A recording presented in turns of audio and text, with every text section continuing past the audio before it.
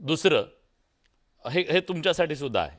दुसरं, विलिनीकरणाच्या बद्दलची जी चर्चा सुरू होती, ती विलिनीकरणाच्या संदर्भातले जो राजकीय संघर्ष होता तो अजितदादांच्या जीवावर बेतला जाऊ शकतो, इतका तो टोकाचा अंतर्गत होता का?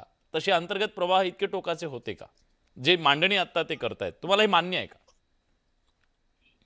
पहिल्या प्रश्नाचं उत्तर आता केशवजींनी सांगितलं आणि केशवजींना चांगल्या पद्धतीने माहित आहे की महायुतीमध्ये मी आमदार आहे, विधिमंडळाचा सदस्य आहे. 3 तारखेला माननीय मुख्यमंत्री महोदयांना मी स्वतः भेटलो होतो आणि सांगितलं होतं, विनंती केली होती की ब्लॅक बॉक्सचा डेटा सार्वजनिक करण्याच्या संदर्भात माननीय मुरलीधर मोहोळ साहेबांनी आम्हाला शब्द दिला होता. पण त्या शब्दाला काही टाइम बॉन्ड पिरियड असायला पाहिजे. आता 17 दिवसानंतर तो ब्लॅक बॉक्स सापडला. आमचं म्हणणं आहे की ब्लॅक बॉक्सच्या संदर्भात आणखी टाइम पिरियड घ्यायचा असेल तर तुम्ही आणखी 2 वर्ष घ्या, आणखी 4 वर्ष घ्या, 5 वर्ष घ्या, 5 वर्षांनी लावा निकाल. माझा साधा बेसिक अतांत्रिक, आता रोहित पवारांनी तांत्रिक पद्धतीने मांडलं असं ते म्हणतायत. मी अतांत्रिक पद्धतीने दोनच प्रश्न केशवजींना विचारतो की जे पायलट बदलले गेले त्यामधला साहिल, मदन आणि यश हे 2 जण ट्रॅफिक मध्ये अडले होते. ट्रॅफिक मध्ये अडल्यानंतर ते घरून किती वाजता निघाले, कुठं अडले, कोण्या रोडवर अडले, तिथे एअरपोर्टवर किती वाजता पोहोचले, त्याच वेळेस अजितदादा देवगिरीवरून किती वाजता निघाले, कलिना गेट नंबर 8 मध्ये कधी आले, तिथून विमानात कसे बसले, याचे सीसीटीव्ही राज्य सरकारला म्हणजे सीबीआय चौकशीची मागणी पूर्वी पण झालेली आहे. मी सुद्धा उच्चस्तरीय चौकशीच्या मागणीच्या संदर्भात पत्र दिलेलं आहे आणि काल आदरणीय सुनेत्रा वहिनींच्या नेतृत्वातल्या शिष्टमंडळांनी मुख्यमंत्री महोदयांना परत पत्र दिलेलं आहे.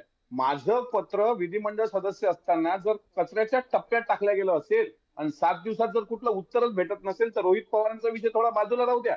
मी इथे एक कार्यकर्ता म्हणून बोलतोय अजितदादांचा. मी त्या पक्षाचा एक तळमळीनं प्रश्न विचारणाऱ्या कार्यकर्त्यांपैकी आहे की अजितदादांसारखा नेता ज्यांच्याबद्दल प्रत्येकाच्या मनात आस्था आहे, सुनेत्रा वहिनींच्या पाठीशी सर्वच जण खंबीरपणे उभे राहिले. आमचं काय सुरुवातपासून त्याबद्दल दुमत असण्याचं कारण नाही. आदरणीय मुख्यमंत्री महोदय पण तितक्याच ताकदीने उभे राहिले, शिंदे साहेब पण तितक्याच ताकदीने उभे राहिले. एक बहिणीच्या पाठीशी असा भाऊ असायला पाहिजे तसे दोघेही उभे आहेत, त्याबद्दल दुमत नाही. पण अतांत्रिक मुद्द्याचं उत्तर द्यावं की ब्लॅक बॉक्सच्या डेटाची रिकव्हरी आपण 4 वर्षांनी घेऊ, 4 वर्षांनी.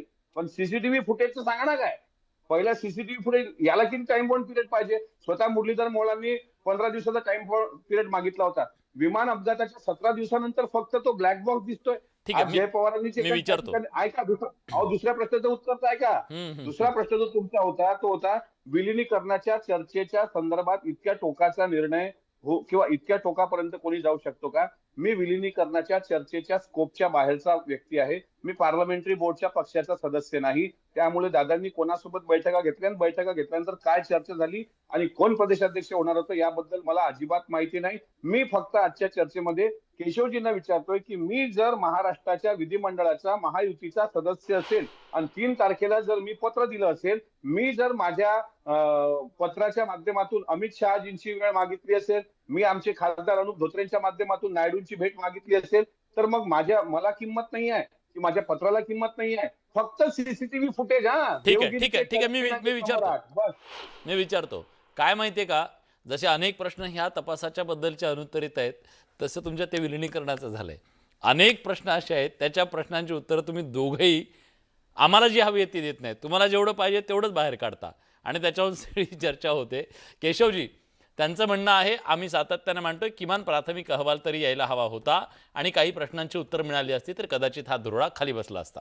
प्रशासनानं आता याची गंभीर दखल घेऊन थोडे वेगाने पावलं उचलायला हवीत का?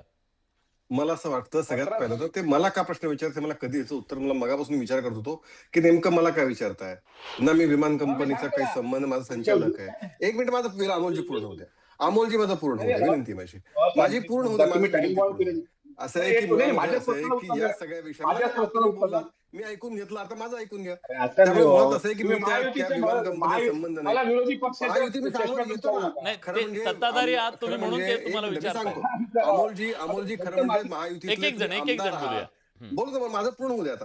अमोलजी, तुम्ही खरं म्हणजे महायुतीचे आमदार आहात. महायुती म्हणून जर एकत्रित आपण काम करत असू तर महायुती म्हणून जसं आपण एकत्र सत्तेमध्ये आहोत, जसं महाराष्ट्राच्या जनतेच्या सेवेत आहोत, तसंच एकत्रितपणे काही शिस्त, काही नियम, काही गोष्टी आपल्या सगळ्यांनाही लागू आहेत. हा सगळ्यातला पहिला मुद्दा. जर मला काही प्रश्न हवे आणि तुम्ही योग्य केलं, ऐकून घ्या ना जरा, माझं पूर्ण होऊ द्या. जर तुम्हाला काही प्रश्न हवे तर मला असं वाटतं की तुम्ही पत्र लिहिलंय, ते पत्राबद्दल काहीतरी रिप्लाय मुख्यमंत्र्यांकडून, गृहमंत्र्यांकडून किंवा ज्या संबंधित यंत्रणा येईल. तुम्ही महाराष्ट्रातले विधान परिषदेचे अतिशय प्रभावी आमदार आहात. त्यामुळे जर प्रभावी आमदार आहात, अधिवेशन आता पुढच्या आठवड्यापासून सुरू होत आहे. त्यामुळे मला असं वाटतं की प्रशासन किंवा ज्या संबंधित यंत्रणेला तुम्ही पत्र दिलं असेल, मला माहिती नाही कुठल्या यंत्रणेला तुम्ही पत्र दिलंय, ते जर तुम्ही मागणी केली असेल तर मला असं वाटतं की त्याचं उत्तर घेईपर्यंत तरी मला असं वाटतं की थोडा तरी त्यांना दिला पाहिजे वेळ.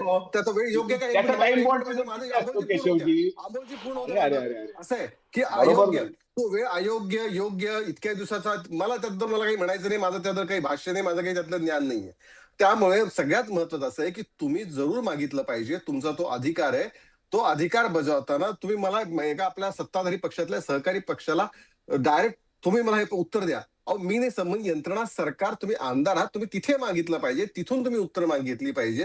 ही खरं तर एवढीच आपली सगळ्यांची जबाबदारी आहे. मला ठीक आहे. ठीक आहे. चौकटीत उभं करण्याने तुमच्या प्रश्नाचे उत्तर मिळणे, तुम्ही जिथे योग्य उत्तर मिळायला हवे बरं. तिथे गेलं पाहिजे. ठीक आहे. ती माझी केशवजी, विनंती आहे. केशवजी, मला बाकी तुमचा मुद्दा चौकशी आली कळला. पाहिजे, तुमचे मुद्दे छोटी कळले comment. पाहिजेत.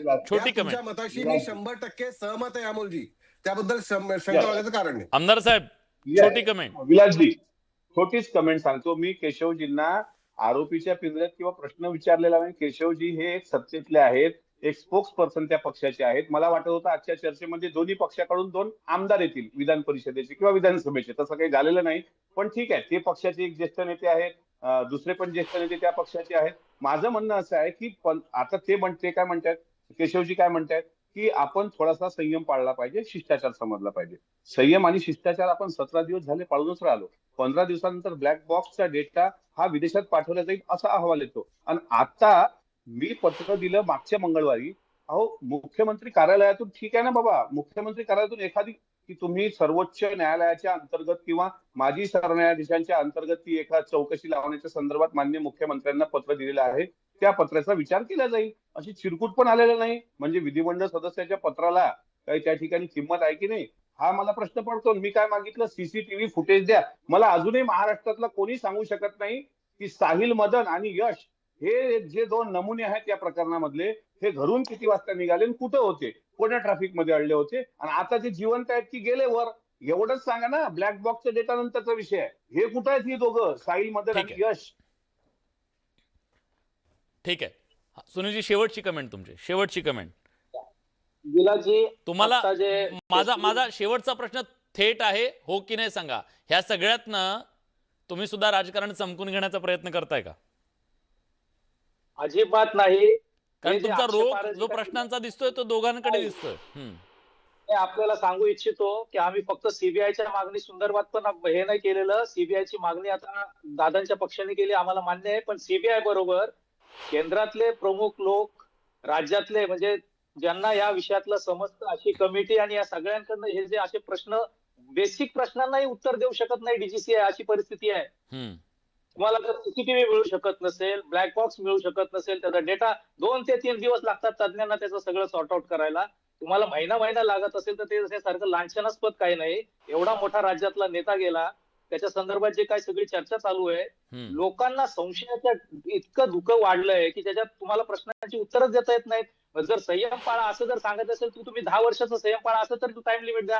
प्रश्न असा आहे की तुम्ही कुठल्याही विषयांची माहिती घ्यायची नाही, प्रश्न विचारायचे नाही, कुणाची डिग्री काय आहे, कुणाचं फंड काय आहे, तुम्ही कुठल्या याला प्रश्नाच्या वर आबो आमचे सगळे नेते आहेत. ही पद्धत जी चालू झाली आहे देशात ती ठीक आहे. घातक आहे. जर मुंबईचा अपघात झाला, 3 वर्ष अहवाल नाही डीजीसीए कडनं, युरोपच्या नाही, अगदी खरं आहे. मी तुमच्या या मुद्द्याशी सहमत आहे. टाइम बॉन्ड मध्ये या प्रकारची चौकशी समोर आली पाहिजे. आणि सगळ्यात महत्त्वाचं, संशयाचं हे सगळं जे धोका आहे ते निश्चितपणे चौकशी अहवालाच्या नंतरच दूर होणार आहे. तो लवकर आला पाहिजे, याबद्दल कोणाचं दुमत नाही.